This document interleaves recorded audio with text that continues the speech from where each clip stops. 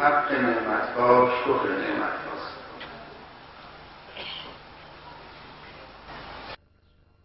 تشکر میکنیم که زحمت کشیدید، بزرگواری کردید. در این شب نه بسیار سرد، بلکه برای خودمون سرد یا نیمه سرد، از راه‌های دور و نزدیک تشریف آوردید. در حقیقت برای سعادت خودتون در دنیا و آخرت تشریف آوردید. شما باید تشکر بکنید، ولی ما هم از شما تشکر می‌کنیم. به مناسبت این پیوند بسیار مبارک،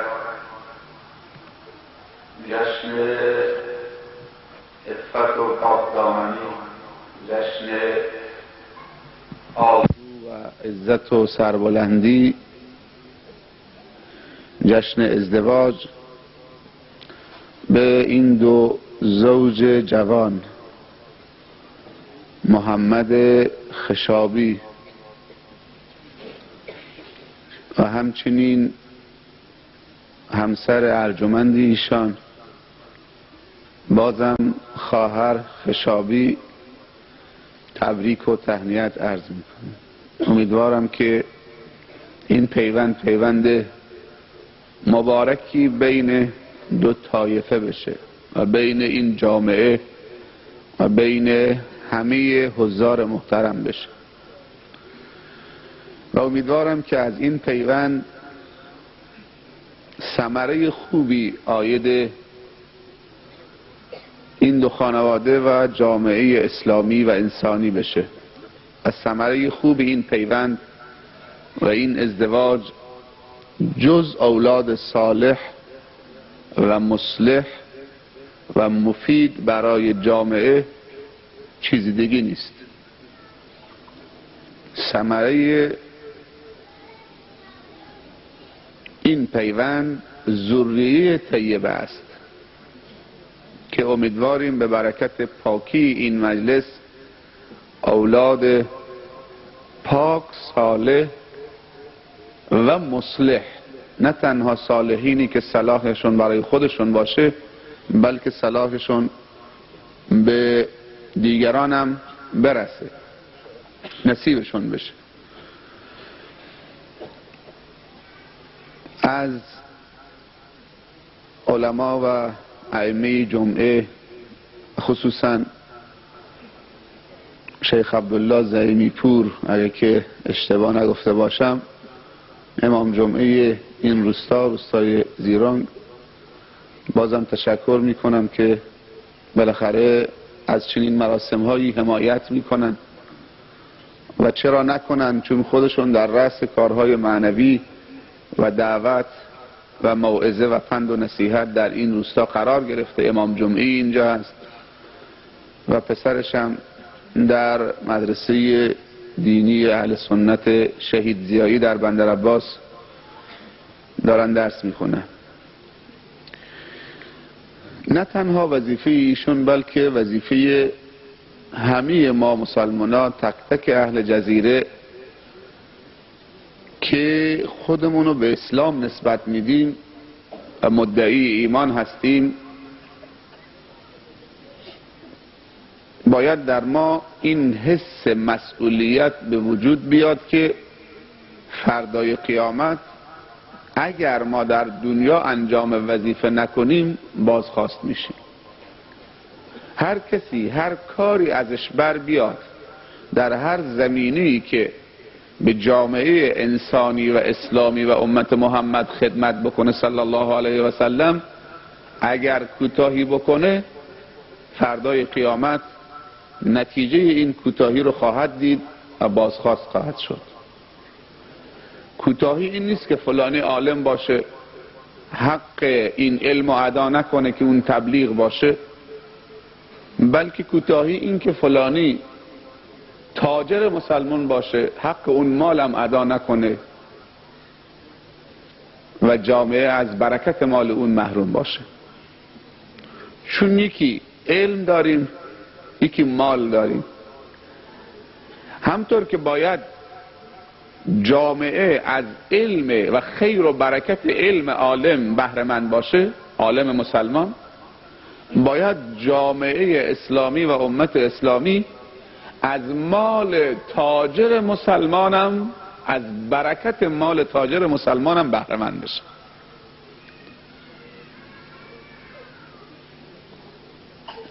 پس هر کسی در هر زمینه‌ای میتونه خدمتی انجام بده که آیندگان ما و نسل آینده و اولاد و ذریه ما زندگی آبرومندتری داشته باشن، زندگی بهتری داشته باشن، زندگی پاکتری داشته باشن، باید کوتاهی نکنیم.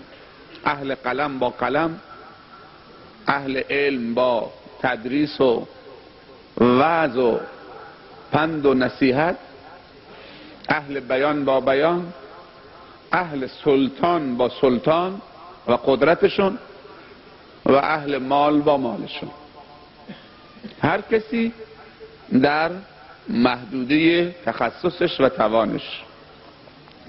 من بارها هم گفتم که من به خاطر عروسی نمیام، ما دنبال تجمع میگردیم. اصلا چرا ما هفته یک دفعه تجمع بکنیم؟ چرا همیشه و هر شب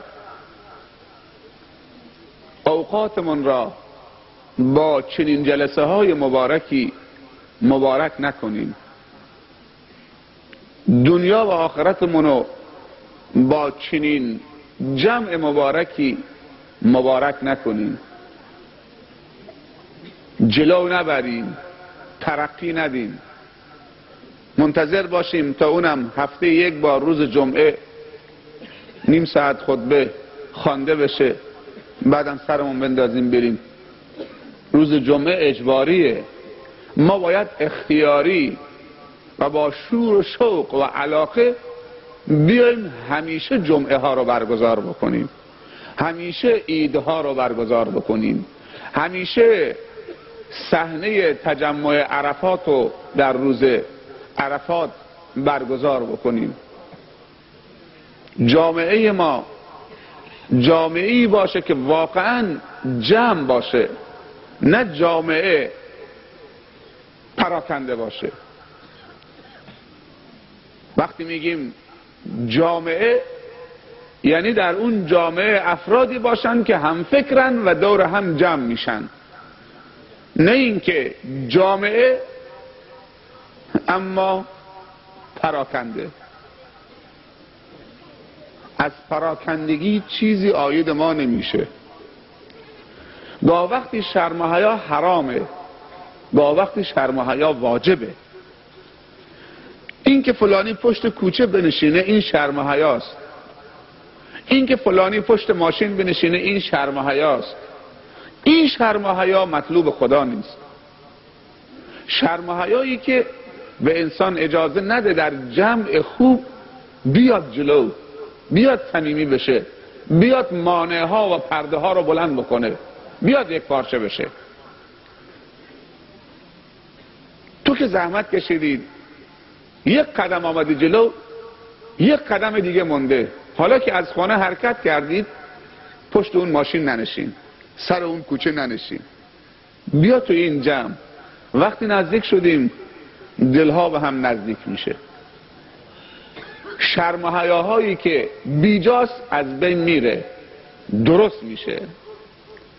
خیلی از شرم و حیا از اونجایی که در محل خودش نیست سبب محرومیت شده،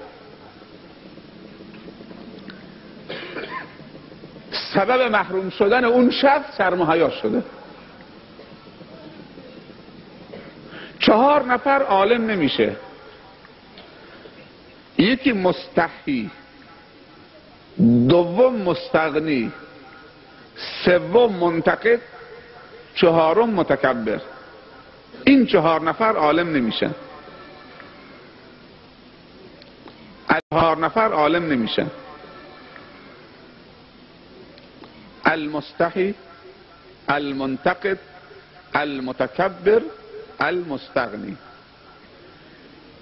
اولین نفری که عالم نمیشه انسان خجوله، کسی که شرم و حیای زیادی داره و این شرم و حیاست در محلش نیست. این شرم و حیای او در محلش نیست، روش نمیشه سوال بکنه، جواب بشنوه، بیا در محضر علما مثلا بنشینه، سر کلاس درس بنشینه، اگر بنشینه هم فقط یه گوشه نشسته داره میشنوه سوال و جواب، یا رو نداره. میگن هر کسی رو نداره روزی نداره، اون جای خودش. خیلی هستن رو ندارن اما روزی دارن. ولی شرم و حیا سبب محرومیت میشه در علم، عالم نمیشه. دوم منتقد، کسی که میاد تو جلسه ها هدفش فقط نقطه ضعف گرفتنه و انتقاد کردنه، هیچ کاری دیگه نداره. نه انتقاد سازنده، خوشش میاد که من رفتم فلانجا از فلانی انتقاد کردم، نقطه گرفتم، جواب من نتونست بده، مجابش کردم. اهل عمل هم نیستا، فقط هر جای گفتن یه جریانی هست، برنامه‌ای هست، فقط میاد نقطه بگیره، انتقاد بکنه. اینم عالم نمیشه، چون که هدف نداره از اون سوال کردنش و مطرح کردن سوالش. سوم متکبر، انسان متکبر، اینم هیچ موقع عالم نمیشه. اگر عالم هم بشه علمش برکت پیدا نمیکنه. مهم عالم شدن نیست، مهم برکته. مهم تاجر شدن نیست، مال جمع کردن نیست، مهم برکت ماله. مهم جوان بودن نیست، مهم برکت جوانیه. مهم سالم بودن نیست، خیلی هستن سالمن برکت ندارن، معصیت خدا دارن میکنه. آدم هم هست که دو تا پا نداره، دست هم نداره، اما حافظ قرآنه. چشم بینا داره، یک سوره قرآن از بر نیست. گوش شنوا داره، یک سوره قرآن از بر نیست. جوان هست که کوره، چشم نداره، فقط از گوش استفاده میکنه، هم با گوشش میشنوه و هم با گوشش میبینه، اما حافظ قرآن. پس مهم سلامتی نیست، مهم برکت سلامتیه. مهم عمر نیست که تو عمر داشته باشید، مهم برکت عمره. فلانی 100 سالشه، تو 100 سالش چه کار کرده؟ فلانی 20 سالشه، تو 20 سالش خیلی کارها کرده. 15 سالشه، خیلی کارها کرده.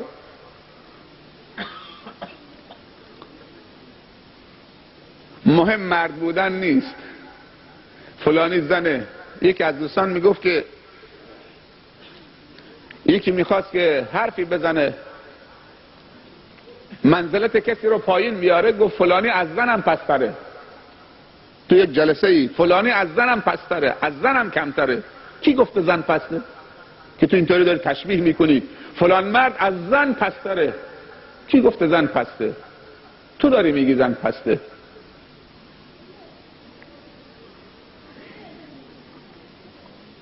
زنهایی بودن که به کمال رسیدن که هزارها مرد نفسشون نمیرسه، به ناخنشون نمیارزه. ام المؤمنین خدیجه، ام الاشراف بهش میگن، ام المؤمنین عایشه رضی الله عنهما،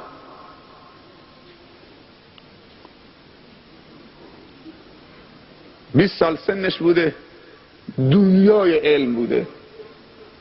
ام المؤمنین حفصه، فاطمه زهرا رضی الله عنها، اینها به کمال رسیدن. پس این نیست که اگر مرد بی برکتی دیدی اونو تشبیه بکنید بگید از زن پستره. نه، مرد بی برکت درسته از زن بی برکت پستره، ولی مرد بی برکت و فاسق و فاجر و خلافکار و بی ایمان ما نمیتونیم بگیم از زنهای مؤمنه طاهره طیبه عالمه فاضله متقیه از اینا پستره. چون پستی و بلندی نه به زن و مردیه، نه به سیاه و سفیدیه، نه به پول و فقیری، ثروت و فقر، نه به حاکم و محکوم بودن. پستی و بلندی میدونی در نزد خدا و نظر خدا و دین خدا و پیغمبر خدا و دین اسلام چیه؟ پستی و بلندی به تقوا و بی تقواییه.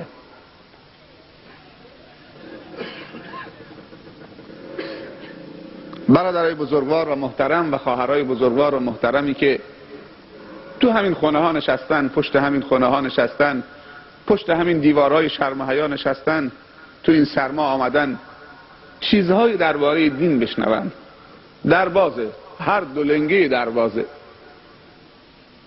اگر زنی سبقت گرفت آمد و مردی عقب افتاد، بالاخره خدا به خودش داده. این زن حرکت کرده، خدا بهش داده. اون مرد بوده حرکت نکرده، خدا بهش نداده. برکت در حرکته، برکت در حرکته.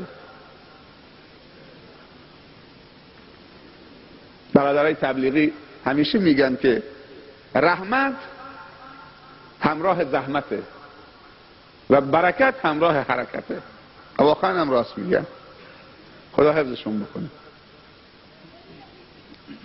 تا انسان در راه رسیدن به خدا متحمل زحمت نشه، رحمت نصیبش نمیشه. اونایی که بیشتر زحمت متحمل شدن، زحمت کشیدن، بیشتر بر اونها رحمت نازل شده. پیامبران از همه کس بیشتر زحمت کشیدن برای انسانها. باور بکنید کی رفتن هنوز مردم درود و سلام بر اونها میفرستن، هر وقتی اسمشون میاد. پس باید حرکت بکنیم برای سعادت و خوشبختی خودمون، برای اولادمون، برای دنیامون، برای آخرتمون، برای همه باید حرکت بکنیم. من قبلا هم گفتم، الانم میگم، شاید از این به بعد در هر عروسی صحبتی بشه. انتظار نداشته باشید که دیگه در هر عروسی درباره عروسی صحبت بکنیم، درباره مهریه صحبت بکنیم، درباره لباس نمیدونم فلان، درباره اسراف عروسی، بدعت‌های عروسی. نه، ما هدفمون از این تجمعات، از این مراسم هایی که شرکت میکنیم، این که این تجمع حاصل بشه. حالا اگر تو یک عروسی درباره عروسی صحبت کردیم، در یک عروسی شاید در عروسی درباره عزاداری هم صحبت بکنیم، بدعت‌های عزاداری. ما هدفمون تجمعه، کاری نداریم به عروسی. شادی شادی دله. وقتی دل در اون معصیت نباشه، حب معصیت نباشه، بگو دست ارکستر هم نباشه، اون شاده. وقتی دل مملو از حب معصیت باشه و بی ایمانی و بی شرم و حیایی باشه و قصد و مقصد بد باشه، حالا بگو دست ارکستر هم باشه، خنده هم بکنن، این دل خرابه. اون غم شادی نیست، شادی شادی دله. و میدونی خوشحالی دل چه خوشحالیه؟ آرامش دله. دلی خوشحاله که آرامش داره، اطمینان داره، پریشانی در اون نیست. و اون دلی که آرامه فقط با یاد خدا آرام میگیره. الا به ذکر الله تطمئن القلوب. پس خوشحالی مؤمن با دلشه، نه با لبش. خیلی از لبها شاید باز باشه تا بیخ گوششون و بخندن و قهقه بزنن، اما دلشون داره خون میچکونه. چشمان دلشون داره خون میچکونه، با معصیت خدا دارن خنده میکنن، شاد میشن.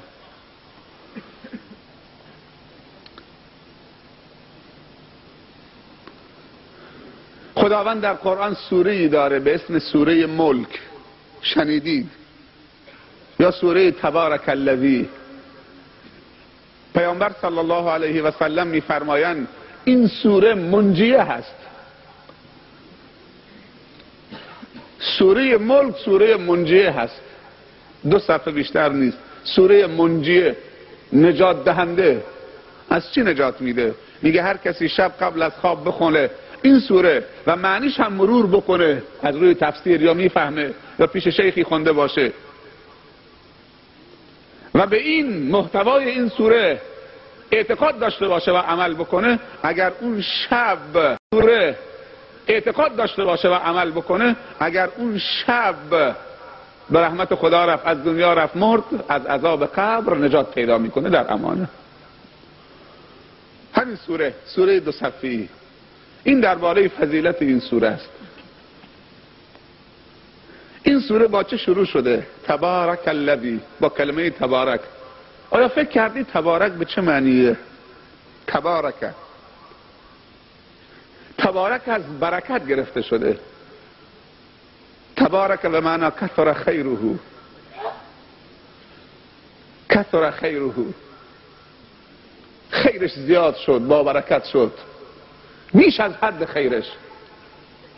میدونی منظور کیه؟ خیر چه کسی بیش از حد زیاد شده و این خیر در اختیار چه کسی قرار گرفته؟ از جانب کسی، چه کسی سرازیر شده و به طرف که سرازیر شده؟ خیر زیاد پیش بنده خداست؟ نیست. خیر زیاد پیش رب العباده.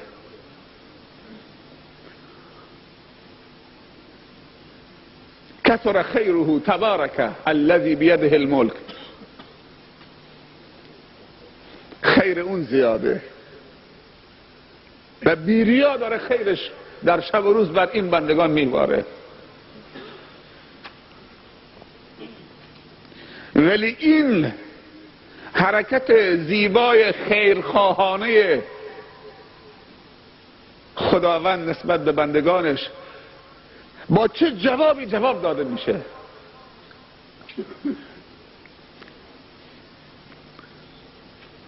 با جواب مؤدبانه یا با جواب غیر مؤدبانه؟ تشکر از خدا میکنید یا از خیرش استفاده میکنید؟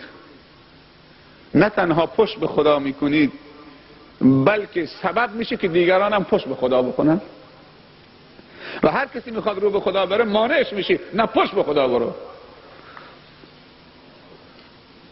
تبارک الذی، پاک و منزه، خدایی که خیر و برکتش زیاده و سرازیر بندگانشه در شب و روز. همین شب خودش یه خیر از جانب خدا و روز خیر دومه و خورشید خیر سومه و ماهتاب خیر چهارمه و دریا خیر پنجمه و سلامتی خیر ششمه و اولاد خیر هفتمه و زمین خیر هشتمه و آرامش زمین خیر نهمه. خود زمین خیره و آرامشش خیره. اگر الان زلزله میشد چی میشد؟ و این قطره آب خیره، همش خیره. جواب این همه خیر رو چی میدیم؟ عود به شیشه شراب.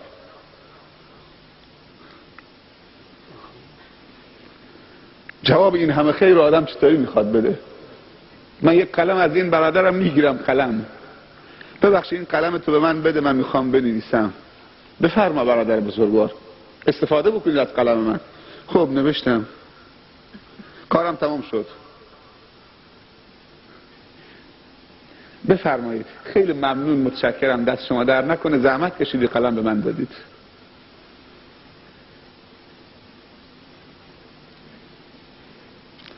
این عاقلانه است، مؤدبانه است جوابش. حالا قلم به من داد، کارمو کردم، پرت میکنم تو صورتش. نمیگم خیلی ممنون، دست در نکنه، تشکر میکنم، زحمت کشیدید. خودتون قضاوت بکنید، تو آدم بی‌ادبی هستی یا نیستی؟ تا برسیم آیا تو بنده بی‌ادبی هستی یا نیستی؟ اگر قلمو پرت کردی نگفتی خیلی ممنون، تو با ادبی یا بی‌ادبی؟ یا من قلم از این برادرم گرفتم، کارم کردم، بعد میگم که محمد علی متشکرم، خیلی ممنون. محمد علی تعجب میکنه، من که کار نکردم، قلم مال اون بود. شما ناراحت میشی یا نه؟ میگه فلانی قلم از اون گرفت، تشکر از اون کرد. رزق خدا، خیر خدا، برکت خدا سرازیر تشکر پیش فلان فلان و فلان و فلان چابلوسی. این دست ادب باید در صف نماز جلو الله بسته بشه که منشأ رزق و روزی است. هو الرزاق، هو الخلاق، هو المنان، هو الكریم، هو الستار، هو الرحیم، هو الرحمن، هو التواب، هو الودود، هو اللطیف. هر چی که میخوای بگو، اسامی پاک خداونده. اما رزق خدا چابلوسی، پیش فلان مسئول و پیش فلان مسئول فکر میکنه این داره، یه امضا بکن تا قند و شکر به من بدن. وقتی امضا میکنه به خاطر که یک کوپن قند و شکر بهش بدن، اینطوری میکنه خیلی ممنون متشکر، قربانت برم، سلامت باشی، خدا طول عمرت بده، به خاطر نیم کیلو قند. ولی خدا نمیخواد تشکر. تبارک الذی بیده الملک، پاک و منزه کسی که در قدرت یا در دست قدرت اوست فرمان روایی و ملک و پادشاهی. میدونه عبدالله ابن عباس رضی الله عنهما بیده الملک چی میگه؟ بیده الملک، در دست اوست قدرت، فرمان روایی. میدونی معنیش چی میکنه؟ میگه یعز و یذل. هر کسی خدا بخواد عزیز میکنه و هر کسی خدا بخواد ذلیلش میکنه. همیشه دست اونه. یغنی و یفقر، غنی میکنه فقیر میکنه. یعطی و یمنع، میده و منع میکنه. یحیی و یمیت، زنده میکنه و میمیرانه. اگر حیات میخوای اونه، اگر ثروت میخوای اونه، اگر غنا میخوای غنی ترین بشید، باید به اون تکیه بزنید. اگر میخوای اصلا نمیمیرید و مرگ تو را نکشه، باید به اون کسی که حی لا یموت تکیه بزنید. رابطه قلبی تو باید با منشأ حیات و معدن حیات و منبع حیات که هیچ موقع تبدیل به ممات نمیشه، باید به اون ارتباط داشته باشه. این رابطه دل باشه. آب حیات باید انسان در دلش بنوشه. آب حیات همون ایمان عزیزان من که مرگ نمیتونه آدم رو تبدیل به فنا بکنه.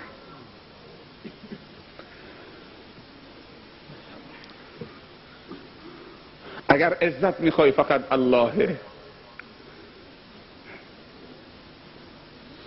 اگر منحه میخوای و عطایا میخوای، المعطی هو الله و المعز هو الله. و اگر عزت رو نخواستید که از معز بگیرید، تو ذلیل خواهی شد. اگر عطا و بخشش رو پیش خلق خدا گرفتید، مخلوق ضعیف، باور بکن که روز به روز فقیرتر خواهی شد. عطا رو از بالا بگیر. و رزقکم فی السماء و ما توعدون.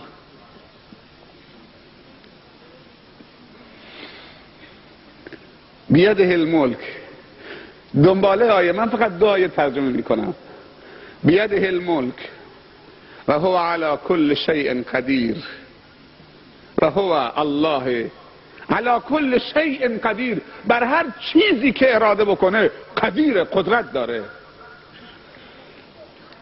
فرق بین اراده انسان و اراده خداوند چیه؟ این که انسان هر چه اراده بکنه. فرق بین اراده انسان و اراده خداوند چیه؟ این که انسان هر چه اراده بکنه قدرت عملی کردنش نداره، اما خدا هر چه اراده بکنه قدرت عملی کردنش داره.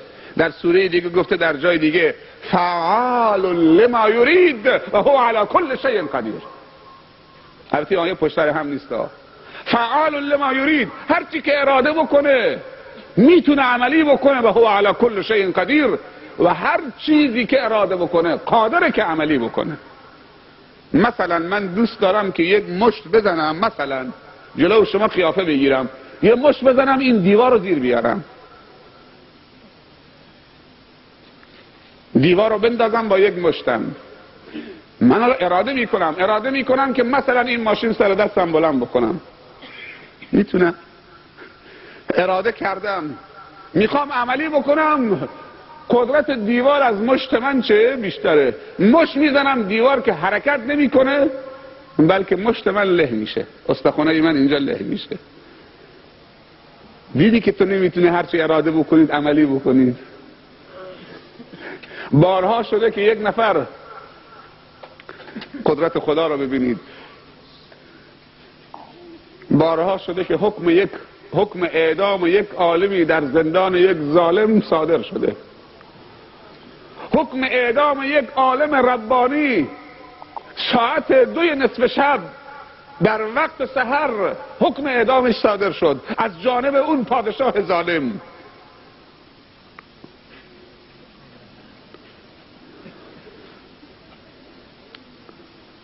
یک دفعه چه وقتی رفتن که حالا عالم یک دفعه داخل همون سلول، یک دفعه صدای در شد، مامورین ریختن داخل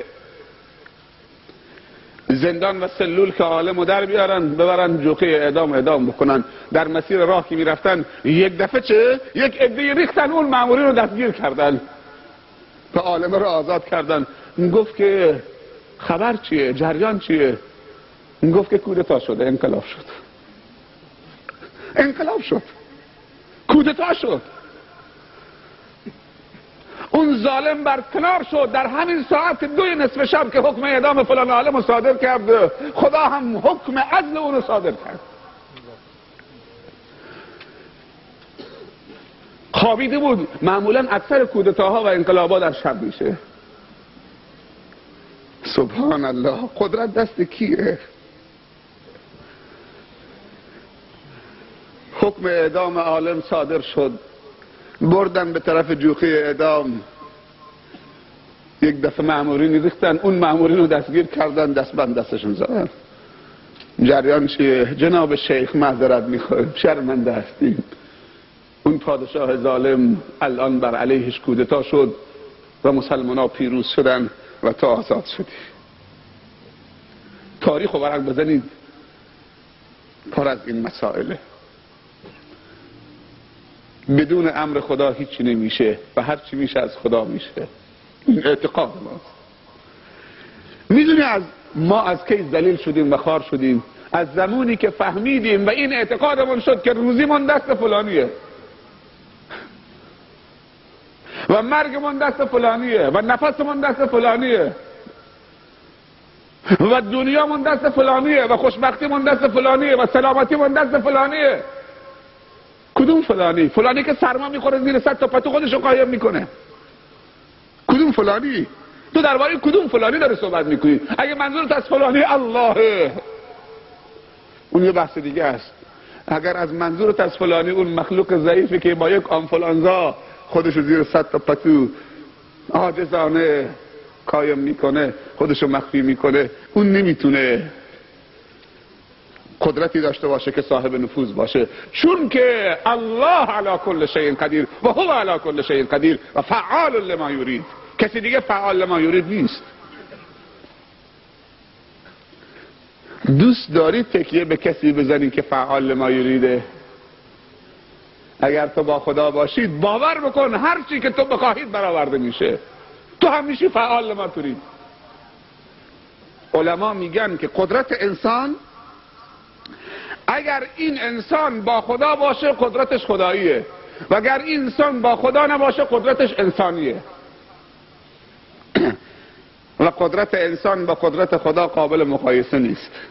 پس انسان زمانی که انسانه و جدا از خداست قدرتش در حد انسان و بشره. هرچند که قوی باشه ضعیفه. از نمرود قوی تر نیستید، از فرعون هم قوی تر نیستید، از بخت و نصر هم قوی تر نیستید، از اسکندر مقدونی هم قوی تر نیستید.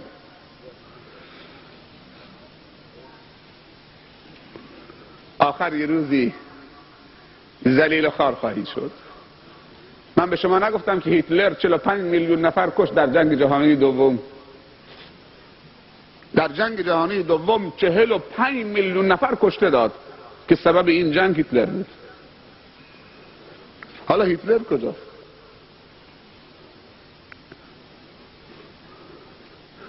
هیتلر کجاست؟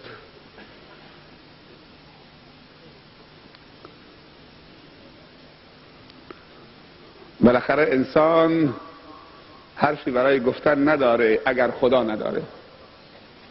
باور بکنید اگر خدا نداشته باشی در زندگیت حرفی برای گفتن ندارید، نه در دنیا نه در آخرت. تو کسی نیستی که دیگه حرف بزنی.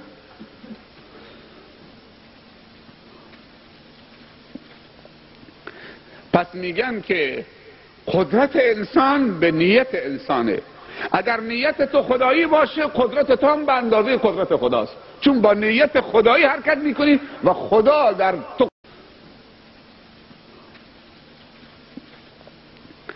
پس میگن که قدرت انسان به نیت انسانه.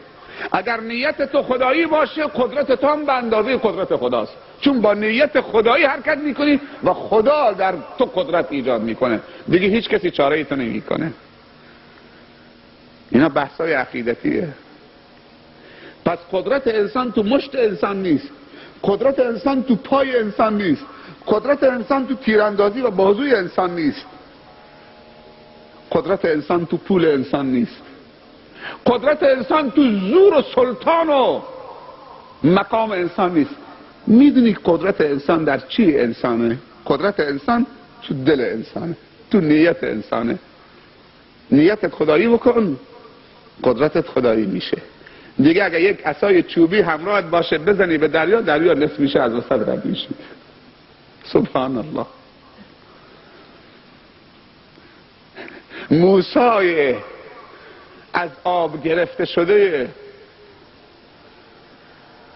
اصلا کلمه موسی اصلش عبریه، موشه، موشا نه، موشی هم نه، موشه با اماله خونده میشه.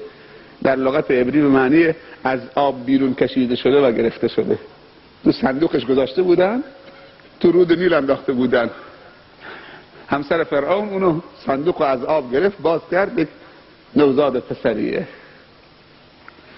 همون از آب گرفته شده خدای روی زمین رو در همون آبی که از زیر اون خدا رد میشد غرق کرد با یک عصایی که دستش بود. بسم الله زد به دریا، دو نصف شد، رد شد. و صاحب قصر و جاه و منزلت و مقام تو آن آب غرق شد. فرعون با اون قدرتش میگفت که من خدای شما هستم، من کاری به اون خدا ندارم. نیتش و قدرتش انسانی بود طبق نیتش. و موسی بیکس بیچیزه از آب گرفته شده که محکوم به اعدام بود، بقا کرد، بزرگ شد. خدا بهش عصا داد، ید بیضا داد، زیر بغلش میگذاشت.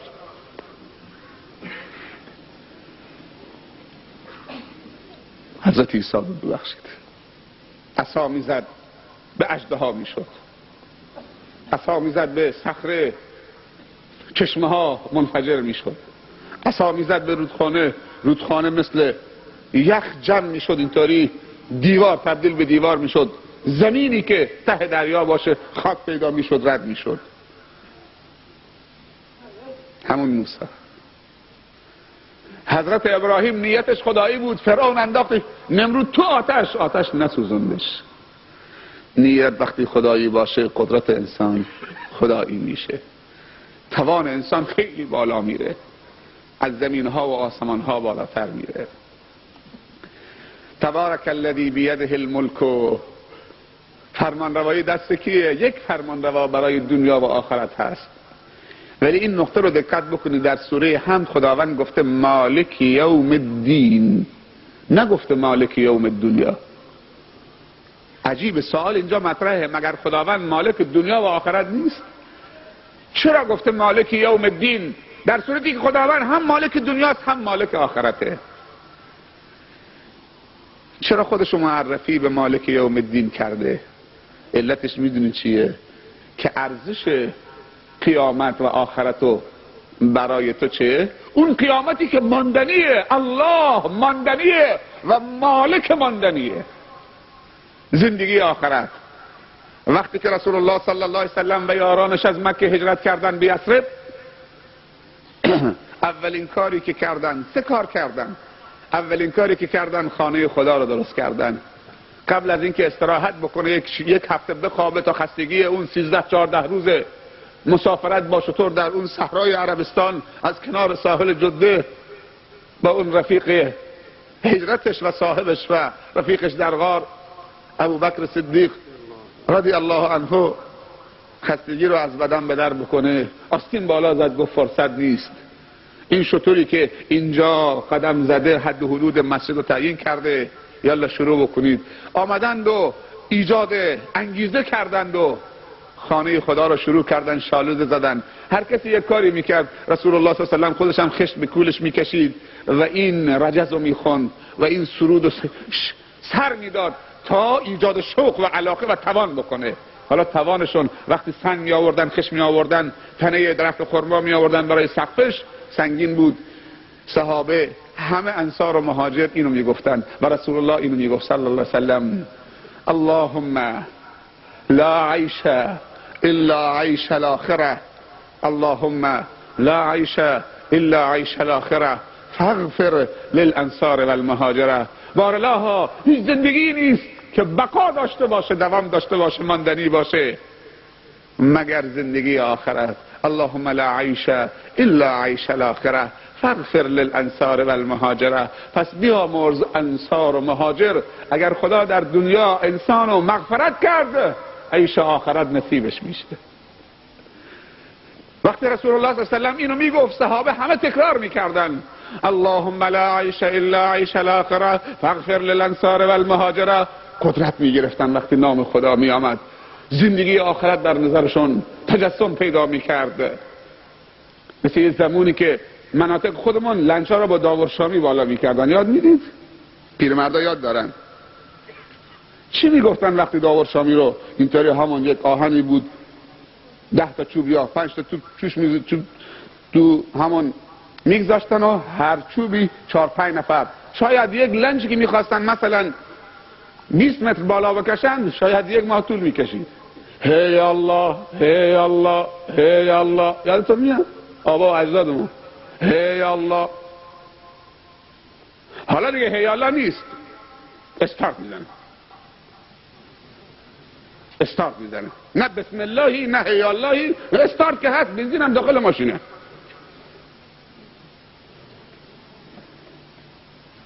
وقتی میخواستن که اون همون بادبان رو بلند بکنن، دوباره طبل میزدن، طبل جنگ میزدن، طبل مردانگی، نه این طبلایی که امروز میزنن خواننده ها. طبل مردانگی وقتی میزدن صداهای عجیبی داشت و هی الله میزدن و سینه رو سپر امواج میکردن تا باد نمی آمد، کشتی حرکت نمی کرد. و میدونی که باد برای کشتی مضره، طوفان دیگه. عجیب، سبحان الله. خب مکینه نبوده، موتور نبوده، با همین تاروال ها می رفتن. حالا این باد اونها رو به کجا می کشون؟ فقط می گفتن هی الله هی الله. سفر به هند، به بمبایی، نمیدونم به کجا، 6 ماه طول می کشید. به سواحل می رفتن، چوب می آوردن، 7-8 ماه طول میکشید، 1 سال طول میکشید توی این دریا میرفتن و بر میگردن، همش با هی الله میرفتن، همش با هی الله میرفتن. اعتقاد داشتن وقتی میگن هی الله هی الله، هی یعنی بشتاب به اسم خدا، یا الله من فقط یک قدرت رو میشناسم، اونم قدرت الله، پس هی الله کمکمون بکن. و خدا کمک میکرد. امروز هی الله نیست، هی هست ولی دیگران هستن، مخلوقات ضعیف هستن. تبارک الذی، وقتی این کلمه رو میشنوی چه احساس میکنی؟ تبارک الذی، کسی که خیر و برکت شب و سرازی رو داد شب و روز، فیوزاتش، رحماتش، نعمتاش داره بر بندگان بخواهن یا نخواهن داره میباره. بیاره الملک، قدرت داره. و هو علی کل شیء قدیر، میتونه هر چی اراده بکنه عملی بکنه. دیگه نشانه های قدرتش، الذی خلق الموت والحیات لیبلوکم ایکم احسن عملا و هو العزیز الغفور. الذی خلق، یکی از نشانه های قدرت خداوند این که او کسی است که خلق کرده. کی میتونه خدا خالق باشه؟ زمانی که سه چیز داشته باشه. خوب دقت بکنه. خدا خالق نیست مگر اینکه این ستا رو داشته باشه. خوب دقت بکنه. خدا خالق نیست مگر اینکه این ستا رو داشته باشه. علیم، حکیم، قدیر، خالق. علم به اضافه حکمت به اضافه قدرت میشه خلق. خلق یعنی چی؟ ایجاد بعد از عدم، به وجود آوردن بعد از عدم. حالا این که خدا خالق باشه باید هم علیم باشه، علم طراحی کردن داشته باشه همونطوری که انسان رو طراحی کرده. بعد حکمت داشته باشه که گوش سر جای خودش. حکمت یعنی چی؟ هر چیز رو در محل مناسب خودش قرار دادن. اگر چشم اینجا بود زیبا بود، اینجا سر این انگشت، این چشم اینجا حکیمانه تر یا اونجا. اگر چشم سر انگشت پا بود، این سر چشم نداشت صورتت، حالا پاد داره میره سرت داره بی دیوار میخوره. درسته؟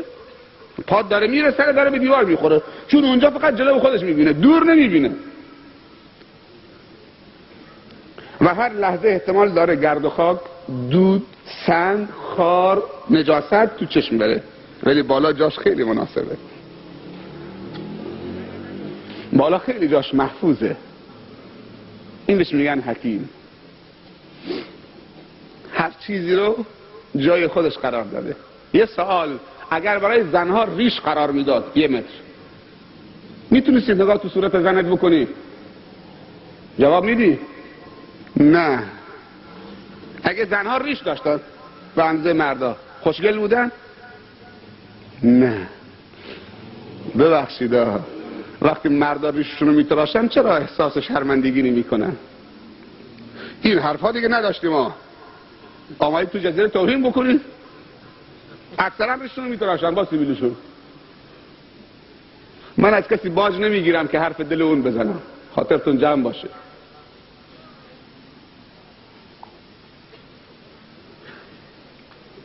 من از کسی باج نمیگیرم که حرف دل اون بزنم، هرچه خوشش میاد من بگم. صحبت از حکمت خدا داریم میکنیم. به ریش علما میگن محاسن. سبحان الله، چطوری انسان محاسنش و زیباییشو میتراشه؟ محاسن تو سطل زوال دونی. هر کسی دوست داره ریش بذاره، من که زور ندارم، من دارم یه چیز رو تفسیر میکنم. الذی خلق الموت. حکمت یعنی چی؟ قرار دادن یک چیز در محلش و وقتی در محلش باشه زیبا میشه. الذی خلق، کسی که خلق نمود، از عدم به وجود آورد. این خلق باید 3 چیز داشته باشه. این خالق یکی علیم باشه که طراحی بکنه، دوم حکیم باشه که اون چیزی که طراحی میکنه درست طراحی بکنه، هر چیزی سر جای مناسب خودش بذاره، سوم قدرت داشته باشه که طرحشو که بر اساس علم و حکمتش بوده بتونه عملی بکنه و به وجود بیاره. وقتی قدرت پشت سر علم و حکمت و طراحی شد به وجود میاد، حالا میشه چه؟ خالق. الذی خلق. چی رو به وجود آورده؟ اینجا 2 چیزو گفته، الحیات و الموت. اول حیات یا اول موته؟ اول موته. تو سوره اول موته. الذی خلق الموت و الحیات، برعکس کرده. الذی خلق الحیات و الموت. چرا اول مرگ آورد بعد رفت حیات؟ مرگ آورد جلو کرد تا حیات تو با برکت بشه، حیات تو خوب باشه. میدونی چه دارم میگم؟ اگر انسان اول در زندگی و همیشه به یاد مرگ باشه، حیاتش با برکت میشه. باور بکنید. علما میگن انسان زمانی بدبخت میشه که یا مرگ رو فراموش بکنه یا موت رو دور فکر بکنه. الان نمیاد، 20 سال دیگه، 30 سال دیگه، 50 سال دیگه میاد. و علت بدبختی فراموش کردن مرگه. اینجا خداوند اول موت آورد، الذی خلق الموت، خدایی که موتو خلق کرده. پس موت و مرگ و مردن مخلوق خداست. چرا اول مرگ آورد؟ به خاطر که این کلمه، این مرگ انگیزی باشه که تو رو وادار بکنه به طرف کارهای با برکت و تقوا و خوبی تا حیات تو رو با برکت بکنه. مرگ یعنی چی؟ تعریف مرگ چیه؟ مرگ یعنی مردن؟ این تعریفش نیست. برید کتابای تفسیر رو باز کنید. الموت لیس فناء کلیا، موت فنای کلی نیست، بلکه موت تعلق، یا ببخشید انقطاع تعلق روح با بدن در مرحله‌ای بهش میگن موت. فنا نیست، فنای کلی نیست. یک بار دیگه، موت یعنی چی؟ قطع شدن تعلق روح با بدن بهش میگن موت و فنای کلی نیست. در یک مدت زمان روح تعلقش با بدن قطع میشه، از مرحله زندگی به زندگی اونو منتقل میکنه. انسان 4 تا زندگی داره، اصلا مرگی وجود نداره. مرگ فقط چه؟ در یک حالت انسانو از حالتی زندگی به زندگی منتقل میکنه. بس اولین زندگی انسان زندگی جنینه، الحیات الجنینیه، زندگی جنین. دومین حیات انسان الحیات الدنیویه، حیات دنیا. سومین حیات انسان الحیات البرزخیه، حیات برزخ در قبر. منظور از برزخ قبره. حالا این حیات تو در برزخ 1000 سال باشه، 5000 سال باشه، بعضی هستن که 5000 سالن که تو قبر خوابیدن و حیات دارن. پس مرگ چیه؟ مرگ منتقل شدن از حیات دنیا به حیات برزخ. کار مرگ اینه، آدمو از دنیا منتقل میکنه به برزخ، به حیات برزخی. حیات چهارم الحیات الاخرویه، و در حیات اخروی 2 چیز هست، یا السعادت الابدیه السرمدیه یا الشقاوت الابدیه السرمدیه. و السعادت الابدیه الجنه و الشقاوت الابدیه النار. حیات چیه؟ تعلق روح با بدن یعنی حیات. الذي خلق الموت والحیات. حالا میگه لیبلوکم. اجماعاً یک صلوات محمدی خط بفرمایید. اللهم صل علی محمد و آل محمد و صحبه و سلم. با اجازه شما ربع ساعت دیگه بیشتر وقتتون نمیگیرم. ساعت 11 خاتمه میدم. حالا شیخ هم که نیامد، منتظرش هستیم، نیامد، حتما مشکلی براش پیش آمده یا معذور بودن. الذی خلق الموت والحیات لیبلوکم. سبحان الله. هدف خداوند از خلق موت و حیات چیه؟ از به وجود آوردن مرگ و زندگی چیه؟ یک کلمه است، لیبلوکم، تا این که شما را بیازماید، آزمایش کند، مورد ابتلا و امتحان قرار بدهد. پس اینجا یک سوال مطرحه، دنیا یعنی آزمایش، دنیا یعنی آزمایش. بین زندگی و مرگ، تولد و مردن یعنی آزمایش، یعنی آزمایش. آزمایش با چه چیزیه؟ سوالات امتحانی چطوریه؟ سوالات امتحانی یکی معصیته، یکی طاعته. آزمایش با این 2 چیزه، طاعت خدا، معصیت خدا. اگر معصیت خدا انجام ندادید تو قبول شدید، اگر طاعت خدا انجام دادید تو قبول شدید. انسان ها 3 دسته هستند. کسانی که خوبی رو انجام میدن، بدی رو انجام نمیدن. اینها قبول شدن. دو، کسانی که خوبی رو انجام میدن بدی رو انجام میدن، هر دوتا با هم، اینها عمل صالح با عمل طالح قاطی کردن، خیر و برکت ندارن، باز بدن. سوم، عمل بد انجام میدن، عمل خوب اصلا انجام نمیدن، اینها بدترینن. پس سه گروه انسان ها داریم، دو گروهش بدن و بدترینن، یک گروهش خوبه. سوال اینجا مطرحه، شما دوست دارید کدوم یکی از این سه تا گروه باشید؟ اونهایی که همه خوبی انجام میدن بدی انجام نمیدن، یا اونهایی که هم خوبی و هم بدی انجام میدن، یا اونهایی که بدی انجام میدن خوبی اصلا انجام نمیدن؟ جواب سوال دسته اول. محمد علی میگه دسته انجام نمیدن. جواب سوال دسته اول. محمد علی میگه دسته اول. جواب سوال دوم، آیا ما اولی هستیم یا دومی هستیم؟ سومی الحمدلله نیستید، سومی نیستید. اولی شاید باشن خیلی ها، ولی من خودم اولی نیستم، دومی هستم، اما از خدا امید دارم که اولی باشم. بهترین کدومه که کدوم یکی باشیم؟ همه دوست داریم اولی باشیم، پس چرا دومی هستیم؟ چرا دومی هستیم؟ اگه دوست داری اولی باشید چرا دومی هستیم؟ گاه وقتی کارهای خوب انجام میدیم، گاه وقت هم به سرمون میزنیم، گاه وقت خوب بیداریم، گاه وقت هم چرت میزنیم. حالا خدا بکنه که در حد چرت باشه، در حد خواب نباشه.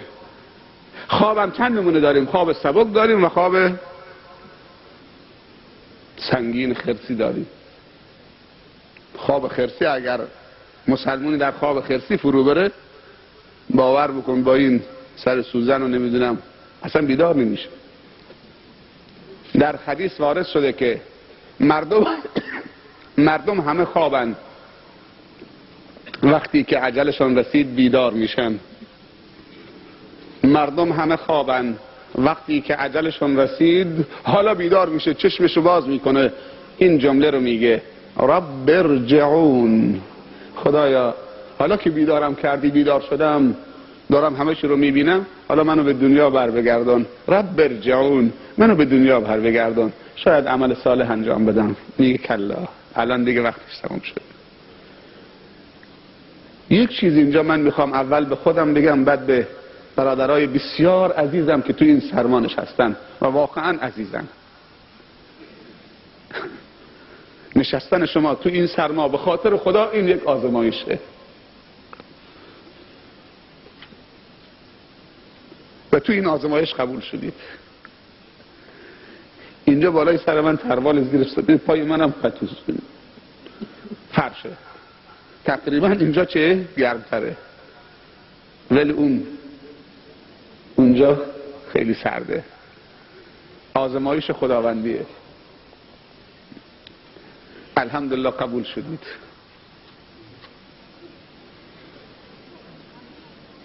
پس مردم خوابن، وقتی اجلشون رسید بیدار میشن، فریاد میزنن رب ارجعون، خدایا منو بر بگردون، شاید عمل صالح انجام بدم. مواظب باشید که خواب نیفتید، چشمتون باز باشه ولی خواب باشید. منظور خواب غفلته. اما خواب بعد از نماز عشا و زود خوابیدن که زود بلند شدن، این نعمته. و سنت اینه که وقتی کسی از خواب بیدار میشه، اگر دیدیدش که از خواب بیدار شده، اینو بهش بگو نومن ثباتن، نومن ثباتن و جعلنا نومکم ثباتا. سوره نبأ. ما خواب و سبب راحتی بدن تو قرار دادیم. نومن ثباتا. امیدوارم، از خدا میخواهم که خواب تو رو ثبات قرار بده، که بدنت استراحت کرده باشه و در این استراحت دوباره قدرتش رو به دست بیاره، دوباره از خواب که بیدار شد دنبال رضای خدا حرکت بکنه، قدرت داشته باشه که بندگی خدا بکنه. این خواب ارزش داره. لیبلوکم، حالا کلمات بعدیش هم دقت بکنید، الان تمامه. لیبلوکم، تا اینکه شما رو آزمایش بکند، مورد آزمایش قرار بدهد. با چی؟ ایکم، کدوم یکی از شما احسن عملا، بهترین عمل انجام میده. احسن عملا. خوب دقت بکنید این نقطه رو، احسن و عمل. پس صحبت از احسن کرده، صحبت از زیاد نکرده، گفته بهترین، نگفته زیادترین. خیلی دقیق تعبیر قرآن. نگفته لیبلوکم ایکم اکثر عملا، و نگفته لیبلوکم ایکم احسن قولا. خوب دقت بکنید، این دوتا رو نگفته. گفته لیبلوکم ایکم احسن عملا، نگفته، گفته تا اینکه شما رو آزمایش قرار بده کدوم یکی از شما بهترین عمل انجام میده، نه بهترین سخنرانی میکنه. پس کسی نگه کاش که من جای فلانی پشت میکروفون بودم صحبت شیرین میکردم، همه گوش میدادن، من مشهور میشدم. باور بکنی من دارم زجر میکشم، جرأت ندارم جایی برم. اگر رفتم تو مسجد نماز بخونم، ها شیخ چند کلمه، چند خواهش کنم چند کلمه سخنرانی بکن، پدرت خوب، مادرت خوب، بس بابا، باشه حالا گلم میکنه، باشه فلانجا خوب میری سخنرانی میکنی، نوبت ما که رسید حالا گلو درد میکنه، خسته هستی، حوصله ندارید. آدم وقتی زیاد بگه اشتباهش هم زیاد میشه، مسئولیتش هم زیاد میشه. من خیلی مشکل دارم با این گفتنم. فقط دعا بکنید که خداوند ما را احسن الاقوال قرار نده، بلکه این اقوال زیبا اگر زیبا هست، احسن هست، تبدیل به احسن الاعمال هم بکنه در خودمون و در شما. پس خداوند اینجا خیلی دقیق گفته تا این که نگاه بکند کدوم یکی از شما بهترین، نگفته زیادترین، بهترین عمل انجام میده، نه زیادترین عمل. زیاد مطرح نیست، کمیت مطرح نیست، کیفیت مطرحه. حالا سوال اینجاست، یه نفر سوال میکنه بهترین عمل، احسن عمل از نظر خدا چه عملیه؟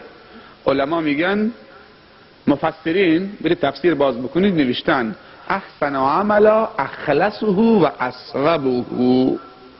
دو چیز، اخلص و اصوب، همه تون عربی بلدید. اخلصه و اصوبه، بهترین اعمال نزد خدا خالصترین اعماله که اخلاص داشته باشه، نیتت خدایی باشه، و اصوبه و درستترینش و صحیحترینش.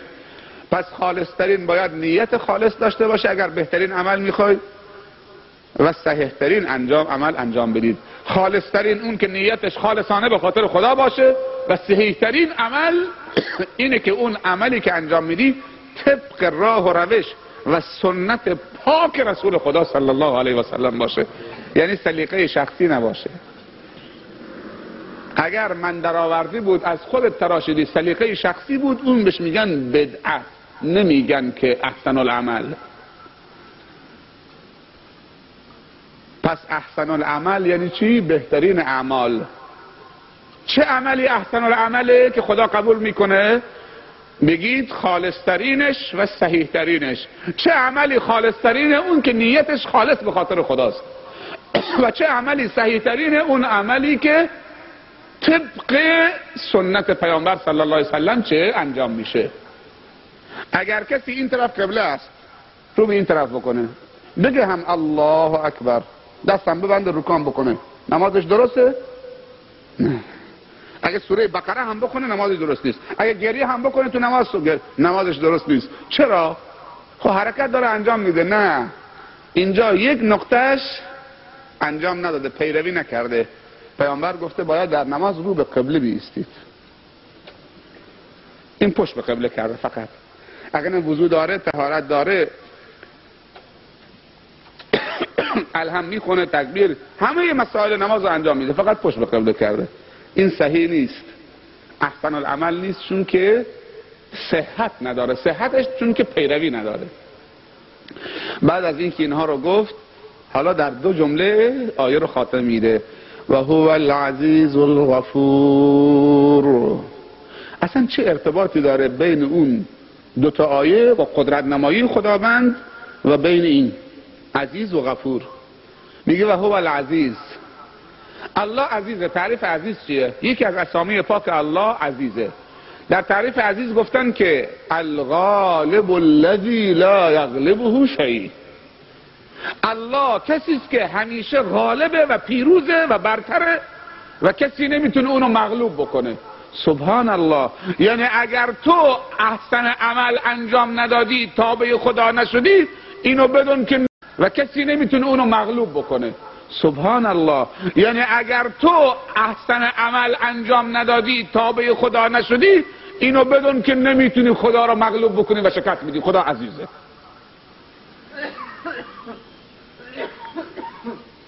یه بار دیگه، چرا کلمه عزیز بعد از احسن العمل آمده؟ ای بنده ضعیف، اگر تابع خدا نشدی، خدا میگه تابع من نشدید و احسن العمل انجام ندادید و معصیت کردید و بدترین عمل انجام دادید، اینو بدون که نمیتونید در روی زمین منو شکست بدید.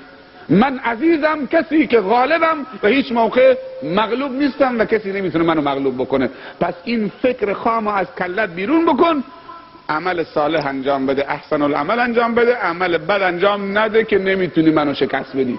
رک و پوسکنده. قرآن ها این الان 2 آیشه، ما داریم سریع رد میشیم. اون چیزایی که اینجا نوشتم الان یادداشت کردم، همطور که نشسته بودم، همه فرصت نیست که بگم. خب اگر اینطور باشه کسی امید به رحمت خدا پیدا نمیکنه. همه صحبت از مشت و لگد و من قدرتمندم، من میتونم همه رو شکست بدم.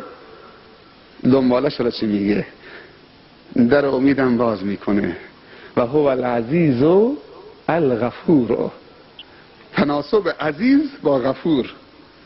اما خوب گوش بدن عزیزان من، حتی اون کسی که دور نشسته تو تاریکی من نمیبینم. و هو العزیز و نمیتونه شکستش میده اگه معصیت کردی، اما اینم بدون که و هو الغفور و الغفور هم هست. یعنی چی؟ اگه یه زمانی شیطان گول زد رفت معصیت کردی، خب خدا که نمیتونه شکست بدید. حالا خدا میگه که اگه یه زمانی شیطان گول زد رفت معصیت کردی، عمل بد انجام دادی، اینو بدون که اگر توبه کردی، پشیمان شدی، خدا غفورم هست، گذشته رو فراموش میکنه، تحویلت هم میگیره. سبحان الله. با وجودی که میتونه مشت و لگدت بزنه، شکستت بده، مهربانی هم میکنه. در اوج قدرت تواضع میکنه، معذرت میپذیره. الغفور. اگر کسی آمد نمیره، نمیگه برو، حالا که سرت به سنگ خورده حالا آمدی، من و تو شاید بگیم ها فلانی داخل مسجد هسته. یک برادری که مبتلا به اعتیاد بود، یه زمانی آمده بود تو مسجد حاجی یوسف، تو مسجد ما تو سورو. بعد یکی از پیرمردا تا دیده بود که این معتاد مسکین آمده داخل مسجد، دستش گرفته بود پرتش کرده بود از مسجد بیرون. ای دزد، حالا آمدی که ساعت مسجد بدزدی؟ نه، این الان در خانه خدا رفته. اگه در خانه خودش میرفت چه کار میکرد؟ این مسکینی که بهش ظلم شده، ملاها و علما و خطبا بهش ظلم کردن تا معتاد شده. میدونی چرا ظلم کردن؟ برای جوانا حرکت نکردن، آستین بالا نزدن، جوانو تحویل نگرفتن، جوانو بی محل کردن. تو خانه نشستن علما که مردم بیان دستبوسشون باشن، قرآن پشت چشم میذاره و اصلا دستش هم نکشیده و هیچ حرکتی در جامعه نمی کنه. خود طبیعیه که وقتی در جامعه بارندگی نشه قحطی میشه، علفها خوش میشن، زمین خوش میشه. و وقتی صحبتهای دینی در جامعه نشه دلها خوش میشه. همطوری که بارندگی زمین رو سرسبز میکنه و بهار تولید میکنه و زمین زنده میشه، صحبتهای دینی دل رو سرسبز میکنه و در اونجا بهار تولید میکنه و حیات رو در دل دوباره زنده میکنه و احیا میکنه.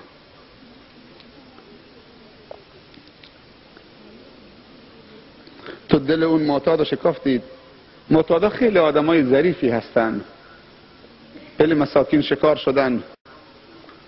اکثر کسانی که آدمای دلپاکی بودن، اونایی که اینا رو معتاد میکنن اونا معتاد نمیشن.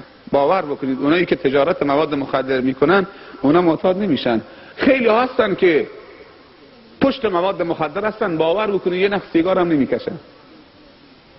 هزارها نفر رو مبتلا کردن به آلودگی و تباهی و بیابانی.